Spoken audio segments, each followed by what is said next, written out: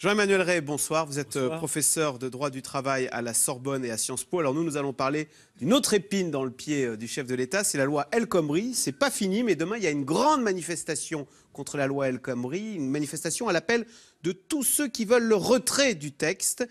Jean-Emmanuel Ray, pourquoi est-ce que cette loi cristallise-t-elle autant d'opposition, même au sein des Français, de l'ensemble de la population? Est-ce que c'est parce qu'on va se dire les choses? Cette loi, tout simplement, elle vise, peut-être pour de très bonnes raisons, à simplifier les licenciements. Sur le plan communicationnel, vous avez certainement raison, c'est le ressenti. Ce qui compte en politique, ce n'est pas l'émission, c'est la réception. Les Français ont le sentiment, effectivement, qu'on va faciliter les licenciements, surtout économiques, on y reviendra sans doute. Mais il y a des aspects conjoncturels et structurels. Conjoncturels, je vous rappelle que la CGT est en congrès dans 3 semaines, et que donc il faut qu'elle monte, qu'elle s'oppose rigoureusement, vigoureusement au gouvernement. Et donc la loi El Khomri, c'est un bon chiffon rouge pour mobiliser... excellent chiffon rouge pour mobiliser les militants. Voilà, bon. Deuxièmement, on est en pleine négociation UNEDIC. Donc là aussi, chacun adopte des postures en pensant que derrière El Khomri, il y a aussi un rapport de force au sein de l'UNEDIC. Et l'UNEDIC, c'est quand même beaucoup d'argent. Voilà. Ça, c'est conjoncturel, mais ça joue pas mal. Bon. Pour le reste, la loi El Khomri, elle fait quand même 150 pages. Et elle a des objectifs qui ne sont pas très lisibles pour les Français. Pour ceux qui, comme moi, suivent l'affaire depuis 6 mois, il y avait eu un rapport Combrexel. Bref, tout s'enchaîne presque naturellement. Mais pour les Français qui sont tétanisés par les chiffres du chômage, ils voient c'est une loi qui, grosso modo, va faciliter les licenciements. Et ça leur semble curieux. Jean-Emmanuel Ray, c'est la gauche qui est au pouvoir et elle nous parle de... C'est le chef de l'État qui dit il faut lever la peur de l'embauche chez les patrons. Vous voyez, on se soucie non plus du salarié, mais du patron. Non. Comme si le droit du travail, on a l'impression, avait apporté trop de protection aux salariés et qu'il fallait un petit peu faire machine arrière et remettre le curseur un peu plus vers la liberté du patron. Il n'y a pas de ça quand même? Un peu. Mais ce que vous Ah, mais vous n'osez pas le dire, mais il y a de ça. Ce que vous expliquez, c'est qu'on est passé... Moi, j'ai été éduqué quand j'étais à la fac, c'était le droit du travail, le droit protecteur, ce qu'on appelait les insiders, les CDI. Voilà. Moi, quand je suis sorti de Sciences Po, je n'avais pas pensé, et là je m'adresse aux jeunes d'aujourd'hui, je n'avais pas pensé une seconde que je pourrais être au chômage, une journée. Il y avait 500 000 chômeurs à l'époque. Bon. Aujourd'hui, et c'est pour ça que cette affaire de la loi El Khomri, c'est moins dû à la loi El Khomri qu'une cristallisation. Bon, il y a eu le débat dont vous avez parlé à propos de C'est dans l'air, c'est la déchancellalité a troublé beaucoup la gauche. Ouais. Donc, bon. Et c'est vrai que, je ne suis pas d'accord avec vous quand vous dites on va faciliter finalement le licenciement pour le patron, ça va coûter aux salariés. Alors, je crois que la bonne réponse, c'est un employeur embauche d'abord, alors soyons clairs, je n'ai aucun fantasme sur le droit du travail, crée de l'emploi. On pourra enlever 1000 pages du Code du travail, c'est pas ça qui créera de l'emploi. Donc l'idée, c'est redonner la confiance aux entreprises, aux employeurs, c'est ça l'idée. Et donc l'idée, elle est double, c'est l'attractivité des entreprises françaises, et certains parlent d'investisseurs internationaux, moi je vous parle d'employeurs internationaux. C'est un peu les mêmes, mais l'idée est différente.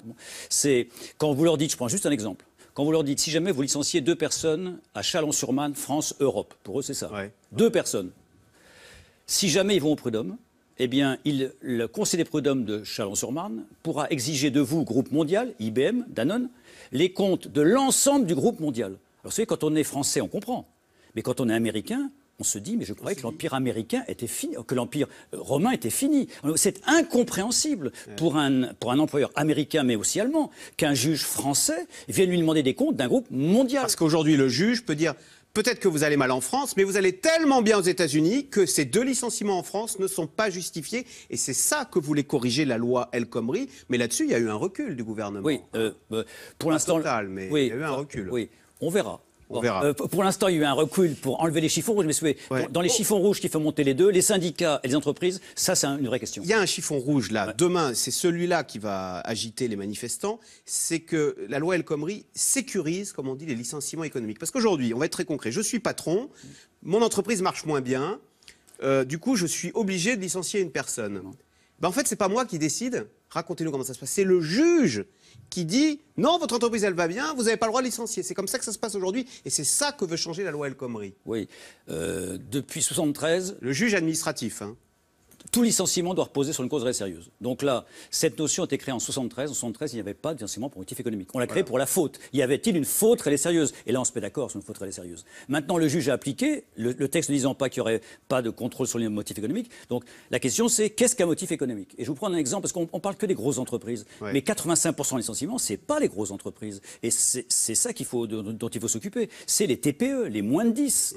Et donc, je prends un exemple très concret. Les grandes boîtes, elles font des départs volontaires. Elles ont tellement de salariés, voilà. avec les retraites. Ça, bien sûr, elles ont un service juridique pour gérer très bien ça. Les petites boîtes, bon. ils sont 4, le mec qui perd la moitié de son chiffre d'affaires, comment ça se passe? Voilà, alors je vous retourne la question. Je suis la boucherie Zanzo. Il y a un Auchan qui vient s'installer en face de moi. Je perds 75% de mon chiffre d'affaires, j'ai 3 vendeuses.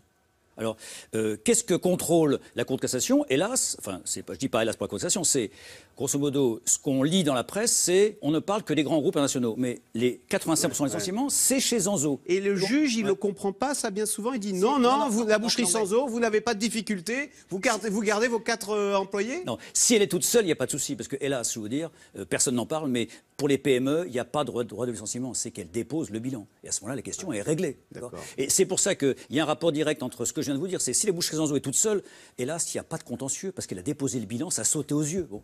En revanche, si la boucherie Zanzo appartient à un groupe Zanzette, là, à ce moment-là, la Cour de cassation nous dit que l'établissement Zanzo de Paris 11e soit en difficulté, ça m'est égal, parce que Zanzo, au niveau français ou mondial, va très bien. Et donc, si votre groupe va très bien, à ce moment-là, il n'y aura pas de cause réelle sérieuse. Et ça, si vous voulez, c'est quand on a des difficultés dans un lieu, quoi qu'il arrive, il fermera. Et donc, c'est là où il y a un vrai problème. Alors, nous sommes français, on sait qu'on s'adapte de notre droit français, mais vous parliez tout à l'heure de l'attractivité de la France vis-à-vis de l'étranger. On va regarder cet exemple. C'est une entreprise allemande qui a voulu, qui s'est implantée en France, qui a choisi de développer une usine en France.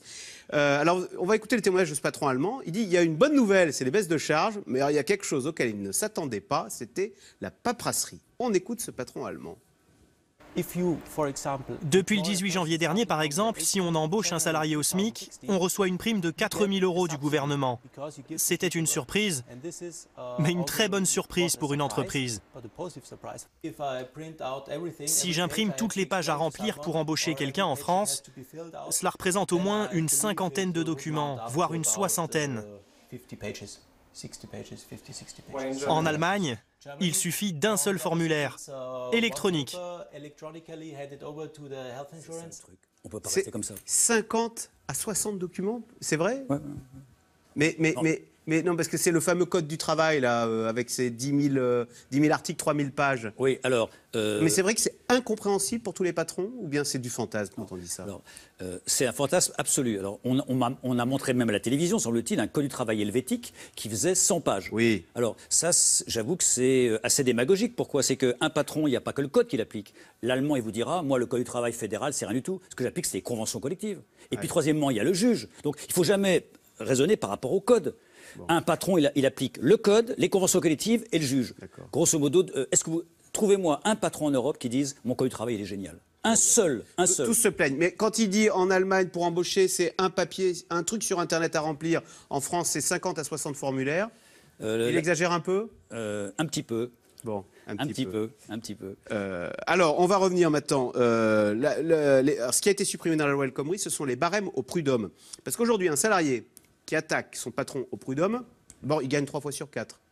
Oui, mais ça c'est normal, parce que s'il attaque, grosso modo, c'est qu'il se doute qu'il peut gagner. C'est que le patron a des torts. Ouais. Mais surtout, alors, les indemnités peuvent aller, il y a eu des études de fait, qui viennent du gouvernement, qui peuvent aller de 2 500 à 300 000 €. Donc ça varie de 1 à 100. Est-ce que c'est vrai que là, c'est la loterie? C'est suivant le juge prud'homal qu'on va recevoir 1 à 100. Parce que la loi El Khomri, elle visait à dire bah non, maintenant ce sera tant, et c'est plus le juge qui décide suivant son humeur, parce qu'il est de mauvaise humeur, boum, il décide 300 000 €. Alors, je dois vous indiquer que ce sont rarement les conseillers de prud'homme qui vont jusqu'à 300 000, parce que les conseillers de prud'homme, je vous rappelle qu'il y a 2 employeurs qui siègent. Et les 2 employeurs qui siègent à côté des 2 salariés, ils savent que 300 000, ça fait couler la TPE ou la PME. Bon. Donc c'est plutôt les juges professionnels qui montent très très haut. Et là, si vous touchez le centre de ce dont il faut s'occuper. C'est, je suis chez IBM, que je sois condamné à 300 000 €, on s'en remettra. On s'en remettra.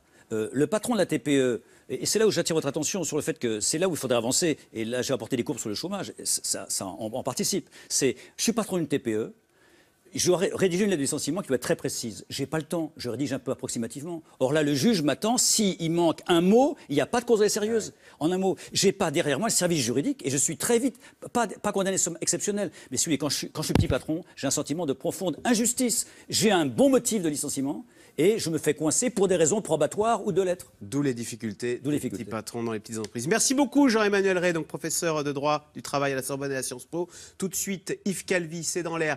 La déchéance de nationalité, c'est fini. Le président a annoncé aujourd'hui, à la mi-journée, l'abandon de la réforme constitutionnelle. C'est dans l'air est intitulé ce soir. Déchéance de nationalité, fin.